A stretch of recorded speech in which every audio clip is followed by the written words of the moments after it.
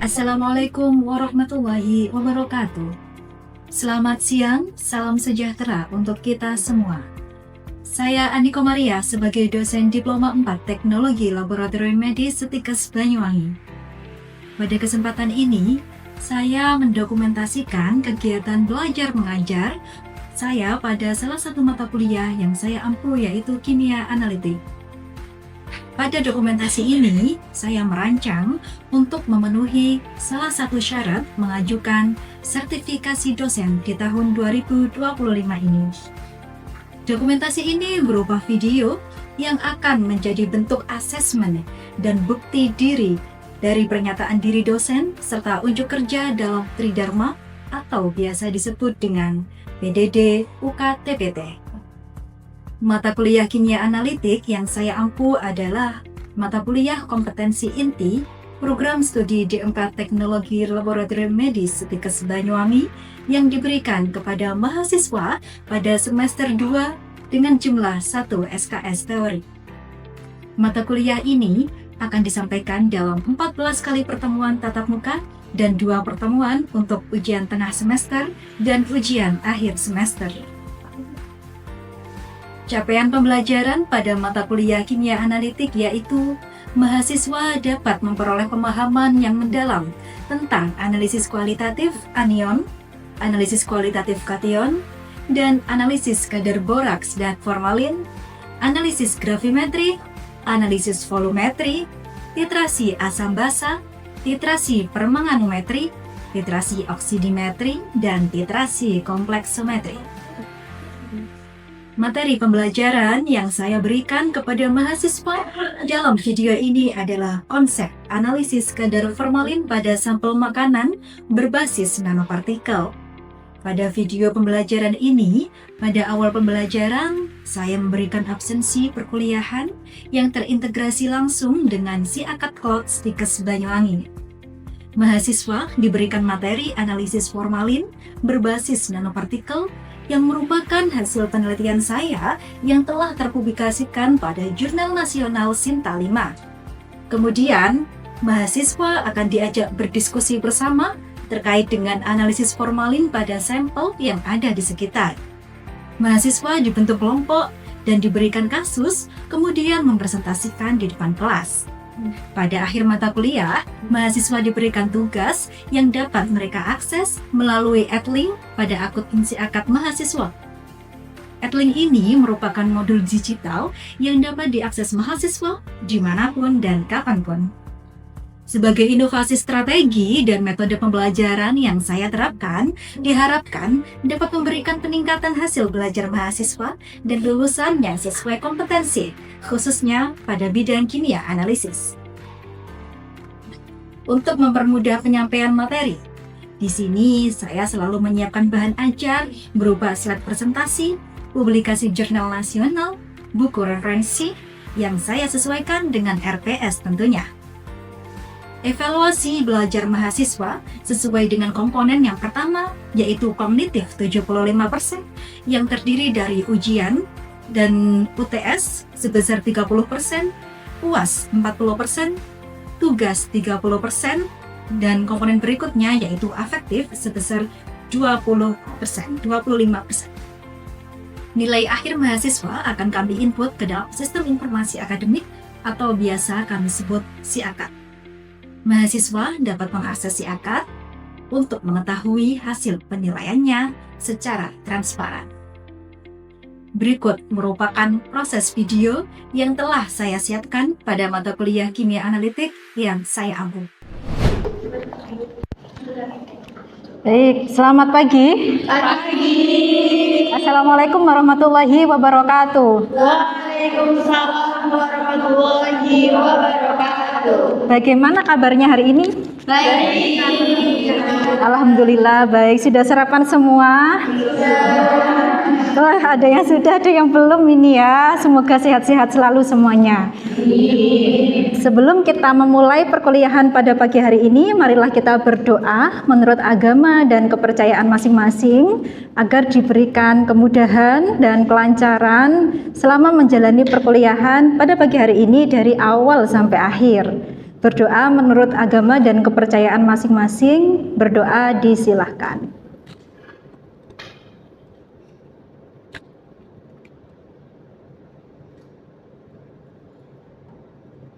Berdoa dapat diakhiri.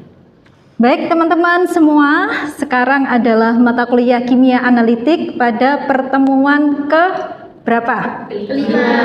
Kelima, betul sekali. Jadi sekarang adalah minggu kelima pertemuan kita. Setelah minggu pertama sampai minggu keempat kita sudah membahas tentang berbagai macam metode analisis ya dalam kimia analitik yang telah kita pelajari sebelumnya. Nah, pada hari ini kita akan belajar metode analisis yang lain, yaitu metode analisis formalin dengan menggunakan suatu metode atau inovasi terbaru yang saat ini sedang dikembangkan oleh para ilmuwan di dunia, yaitu dengan menggunakan metode nanopartikel.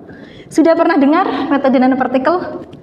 Sudah. Ya, tapi bagaimana penerapannya dengan di bidang analisis makanan kan pasti belum pernah ya? Belum. Nah, oleh karena itu pada kesempatan pagi hari ini kita sebagai analis kesehatan ya atau analis teknologi laboratorium medis juga perlu mengetahui terkait dengan analisis sampel, terutama sampel makanan, dan metodenya juga harus yang terbaru ya, jangan menggunakan metode-metode yang sudah lama dikembangkan. Nah, nanti kita akan pelajari di mata kuliah pada hari ini. Sebelumnya silahkan untuk teman-teman screenshot ya atau men-scan barcode presensi. Nah, perlu kami ingatkan juga ya bahwa pada setiap mata kuliah presensi itu hanya melalui barcode ya, tidak manual apalagi lewat tanda tangan ya, karena itu akan bisa untuk dimanipulasi. Apabila teman-teman menggunakan barcode itu sudah terintegrasi dengan akun si akad masing-masing ya. Karena setiap pembelajaran di Setikes Banyuwangi semuanya sudah terintegrasi dengan aplikasi Learning Management System atau LMS yang kita sebut sebagai Siakat Cloud. Nah, di Siakat Cloud itu salah satunya adalah selain teman-teman bisa merekap atau mendownload materi perkuliahan juga bisa melakukan presensi. Oke, lanjutkan ya. Sambil mungkin ada sedikit terkendala ya, ada mungkin yang sudah selesai presensi, ada yang belum. Nah, kita berbicara terlebih dahulu nih. Nah, apa ini yang saya tampilkan ini? Berbagai macam makanan ya? Ya, sudah familiar semua ya? Ya, di mana ini teman-teman biasanya menjumpai? Di pinggir jalan. Ya. Di pasar banyak ya, di sekitar kampus pasti banyak sekali ya. Nah, teman-teman kalau beli ya, ada yang bisa menceritakan nggak? Karena kan setiap pengalaman membeli ya, itu kan kadang kita merasakan itu enak sekali, kadang kerasa kenyal gitu ya, atau mungkin kerasa teksturnya biasa gitu. Nah, dari teman-teman ya, sepengalaman teman-teman ya, bisa ada yang menceritakan pengalamannya? Ya. Pengalaman saya ketika makan bakso di pinggir jalan, saya pernah menjumpai bakso dengan tekstur yang sangat kenyal, tidak mudah basi, dan jarang dikerubungi lalat. Sehingga saya mencurigai bahwa bakso tersebut mengandung bahan kimia berbahaya. Berarti bakso tersebut kenyal gitu ya, ya Mbak Melisa. Terus rasanya bagaimana? Enak atau tidak enak? Enak sekali. Tetapi kita mencurigai nih ya, ada bahan berbahaya di dalam makanan. Setelah kita mencurigai, apakah tetap melanjutkan makan? Atau sayang atau langsung dibuang? Saya habiskan terlebih dahulu. Oh ya, dihabiskan ya, biar tidak mubazir ya. Oke, kira-kira bahan berbahaya apa yang ada di dalam bakso tersebut? Mungkin Formalin ya? Iya, Oke, selain formalin mungkin boraks ya? Ya, atau vetsin dan lain sebagainya, bahan makanan penambah lain. Bisa juga dari caosnya, apa itu biasanya dari caos? Biasanya formalin. Ya, terus dari caosnya kan merah banget itu. Iya, pewarna sintetis Iya, buatan. betul. Iya, pewarna sintetis makanan. Tapi pada pagi hari ini kita khusus belajar tentang formalin. Oke. Nah, tidak hanya di bakso saja ya, ternyata banyak juga dijumpai tahu, terutama ini ya sehari-hari ya, mie sama kerupuknya. Nah, tahu itu juga begitu ya, ketika kita ke pasar gitu kan pasti beda-beda ya teksturnya ya, ada yang lembut sekali, terus kemudian ada yang kenyal gitu. Nah kita harus sebelum kita menganalisis ke laboratorium lebih jauhnya, setidaknya kita bisa membedakan ya mana tahu yang kita curigai mengandung bahan tambahan formalin dan mana yang tidak. Nah, ada bisa menjelaskan perbedaannya? Ya, silahkan. Setahu saya, tahu yang mengandung formalin biasanya memiliki tekstur yang lebih keras dan kenyal. Warna tahu cenderung putih mencolok dan berbeda dari tahu alami yang umumnya berwarna putih gading atau agak kusam. Oke, tahu ya. Berarti Mbak Eka Devi kan bisa menjelaskan ya perbedaan antara tahu yang diberi formalin dan yang tidak. Ya. Nah, berarti kalau misalnya bisa membedakan, apakah sering membeli tahu ini atau salah satu makanan favoritnya ini tahu ini sampai bisa membedakan? Ya, kebetulan tahu adalah makanan favorit saya. Makanan Ibu. favorit Jadi, ya hampir setiap hari ya. Ya. Iya, oke. Sehingga setelah dari mata kuliah ini minimal kalau Mbak Eka Devi ke pasar atau ke toko beli tahu bisa ya membedakan ya? Iya, bisa. Nah, ya ini kan masih hanya kita curigai saja, tetapi yang kita curigai pun belum betul-betul mengandung formalin. Langkah selanjutnya harus kita analisis di laboratorium. Baik, selanjutnya nih ada mie ya, mie basah sama kerupuk. Nah, siapa nih yang suka mie basah nih? Dan yang bisa menjelaskan nih perbedaannya nih? Ya. Silakan Mbak Devita. Suka banget mie nih, pasti ini. Baik, setahu saya mie basah yang mengandung formalin biasanya bertekstur sangat kenyal, tidak mudah putus, tidak lengket juga, dan tahan lama Ibu meski disimpan. Untuk sangat berbeda sekali dengan mie tanpa formalin yang mudah basi, lengket, dan juga cepat rusak. Seperti itu Ibu. Oke. Kalau Mbak Devita ini biasanya membeli mie itu di mana? Biasanya saya beli di warung-warung terdekat di dekat rumah gitu Ibu. Iya, kira-kira ada nggak kira-kira warung yang dicurigai mengandung mie-nya itu, yang dicurigai lah ya? Ada Ibu. Ada ya, Iya, ya ada. mungkin nanti bisa dijadikan untuk praktikum kita gitu ya. Baik, Oke, terima siap. kasih. Oke, sekarang yang selanjutnya ya. Nah ini pasti senang sekali ini kerupuk ya. Selanjutnya ya, teman-teman. Nah ini ya, nih kan dilihat ya di slide berikut ini. Nah, slide ini adalah menjelaskan terkait dengan apa sih formalin itu ya. Jadi sebelum kita melangkah lebih jauh bagaimana analisisnya, teman-teman harus mengetahui apa itu yang dimaksud dengan formalin. Formalin itu nama dagang teman-teman ya. Jadi kalau orang awam itu taunya ya formalin, padahal sebenarnya nama kimianya adalah formaldehida atau metanol. Mungkin teman-teman di sini sudah pernah dengar metanol ya, tapi ini beda ya, bukan metanol tapi metanol. Nah, apa itu metanol ya? Metana, etana, propana, butana, yaitu kalau pelajaran SMA ya. Metana berarti atom C-nya ada 1. Nah ini yaitu digambarkan dengan yang warna hitam ya, C-nya. Nah kemudian ada dia mengikat 2 tangan di sini, yaitu atom hidrogen, betul sekali, atau disingkat dengan H. Berapa jumlahnya? 2. Nah, karena C itu tangannya kan ada 4 ya, tangannya sudah dipakai 2, berarti sisa 2 lagi. Dia membentuk ikatan rangkap 2 ya, dengan atom O. Apa ini O?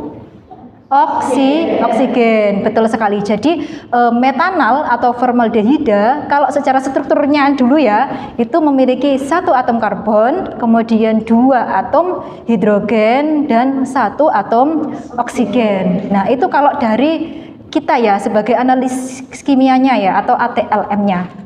Nah kalau secara fisik gimana ini? Nah kita lihat dari warnanya dulu. Ternyata formalin ini itu larutan. Larutan itu kan berarti bukan padatan ya. Larutan itu kan sesuatu yang bercampur dengan air ya. Itu ini tidak berwarna.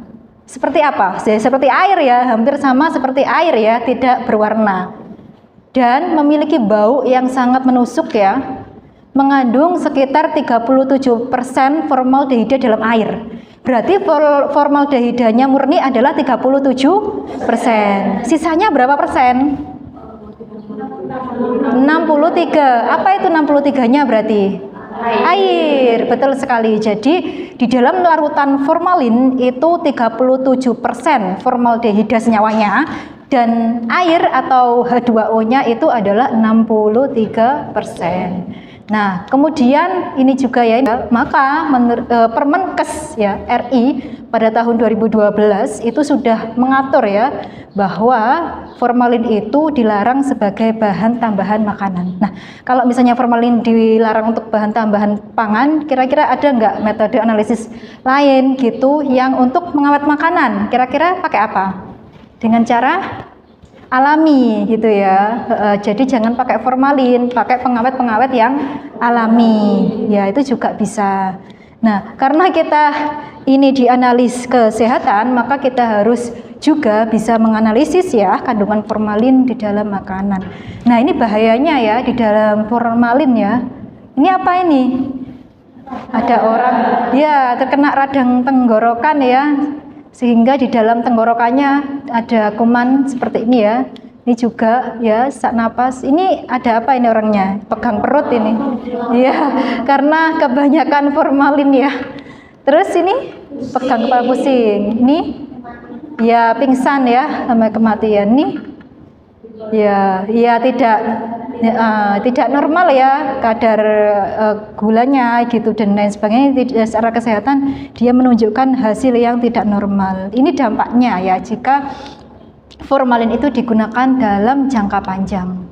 Nah, kok bisa seperti itu? Mungkin teman-teman bertanya ya di sini, kok bisa sih sampai menimbulkan pingsan ya, kemudian kematian. Nah, ini teman-teman harus melihat siklusnya. Apabila formalin ya atau formaldehid ini tertelan di tubuh manusia ya dalam jumlah yang melebihi ambang batas. Ya, ini ya. Jadi di dalam tubuh kita itu ada senyawa ya yang namanya ini ya TFA. Ya, strukturnya seperti ini ya.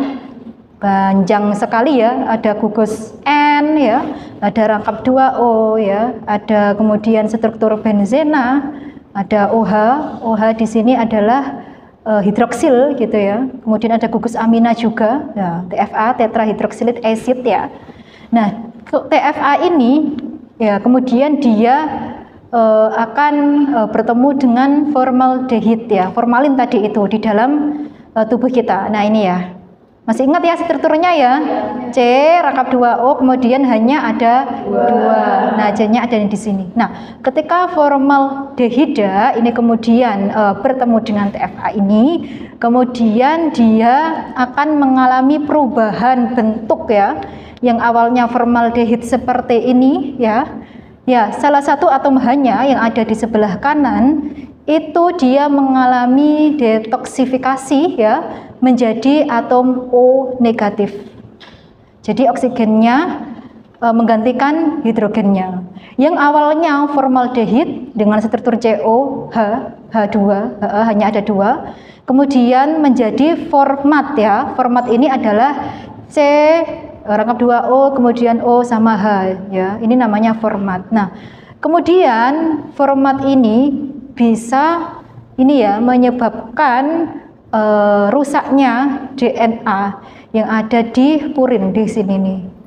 Nah, sehingga kalau ada formalin kemudian dia berubah menjadi format dan akan merusak DNA. Tapi kalau tidak ada formaldehida ya udah berarti aman ya.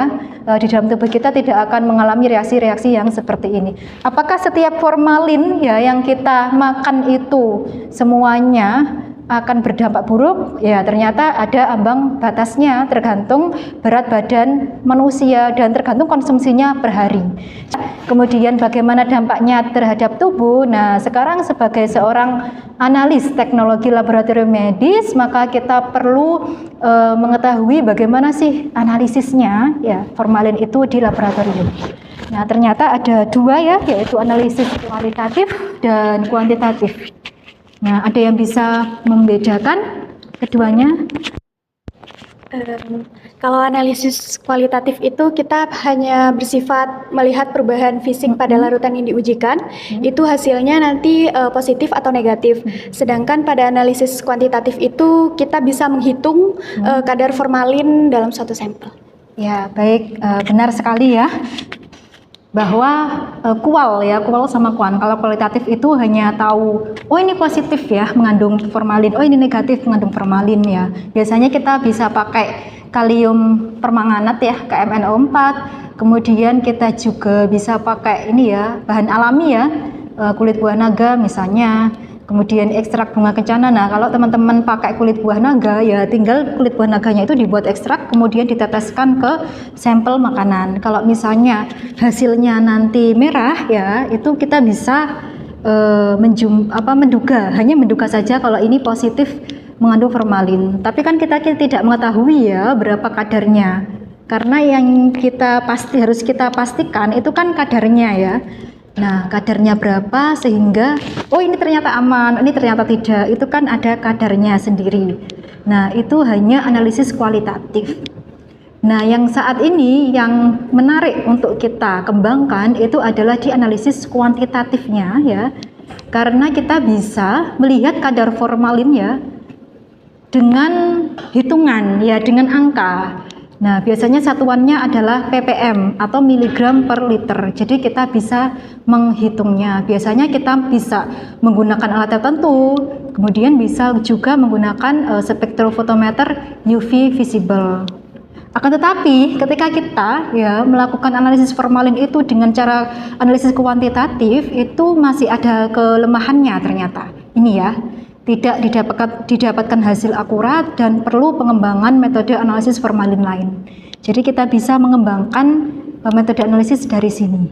Nah, metode analisis yang saat ini lagi banyak dikembangkan oleh para ilmuwan yaitu dengan menggunakan nanopartikel. Nanopartikel itu dia tuh punya dualisme. Analisis nanopartikel ya sudah kami lakukan ya di penelitian ya.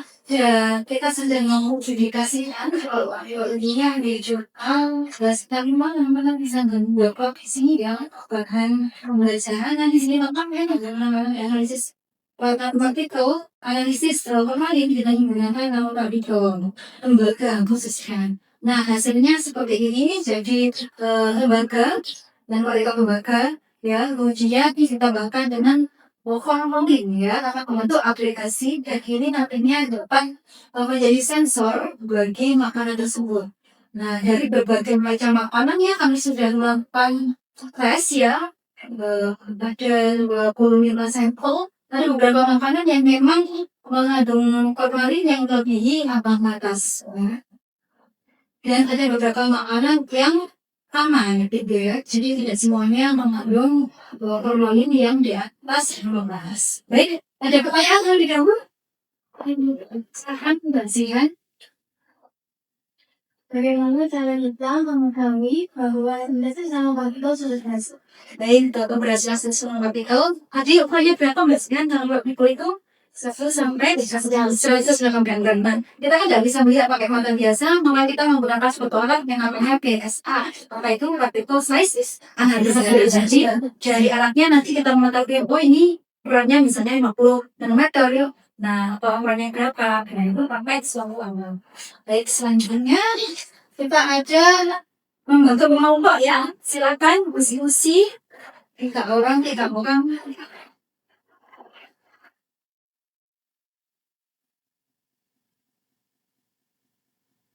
Silakan ditulis nama di sini.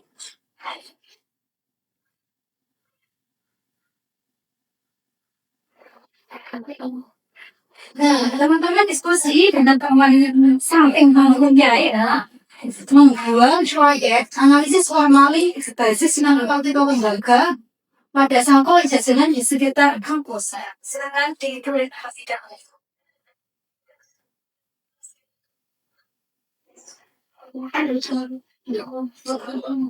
Ada yang sudah selesai, pokoknya siapa yang sudah selesai?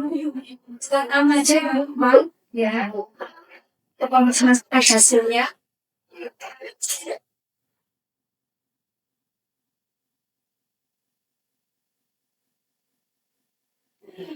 Assalamualaikum warahmatullahi wabarakatuh. Waalaikumsalam warahmatullahi wabarakatuh. Di sini kami dari Bapak Kami mengambil sampel dari sekitar kampus Tes Banyuwangi dengan sampel dari Selambu, Cilok, dan Lukuk. Kemudian masukkan sampel dimasukkan ke wadah sampel, kemudian diberi identitas. Dan yang kedua adalah deklarasi sampel. Pada masing-masing wadah, kemudian diberikan ulang sampel, dan kemudian ditambahkan reagen. Dan ini selama kuning. Selanjutnya, sampel direaksikan dengan analisis lembaga. Analisis lembaga disintesis terlebih dahulu, lalu sampel ditaruhkan di lembaga dan didiamkan selama formalis. Dan analisis kadar formalis, pertama dibuat transparan dan formalin, lalu analisis dengan spektrofotometri visible dan penangkapan kadar tersebut. Adakah teman-teman yang lain jika ada lainnya?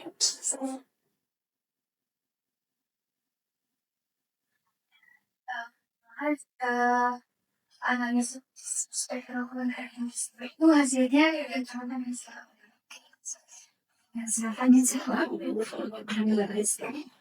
Baik, bisa jawab. Untuk mendapatkan hasil yang kurang, itu dibutuhkan kalibrasi alat terlebih dahulu.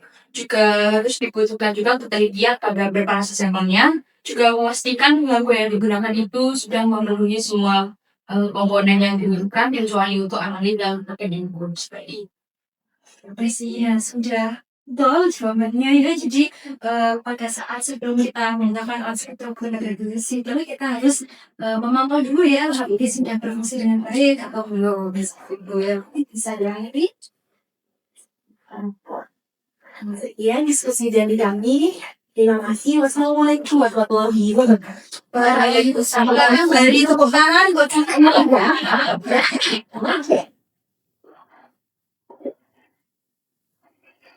Demikian ya, kuliah pada pagi hari ini kita sudah membahas tentang analisis formalin tidak menggunakan metode inovasi baru yaitu nanopartikel.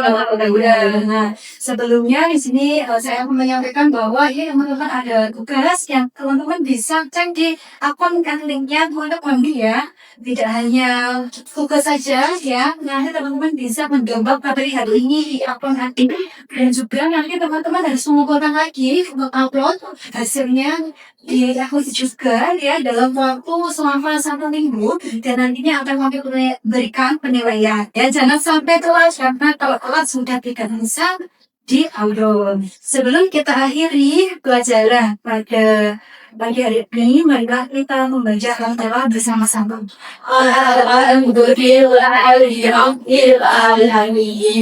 Ya dari saya, semoga bermanfaat. Wassalamualaikum warahmatullahi wabarakatuh. Waalaikumsalam warahmatullahi wabarakatuh.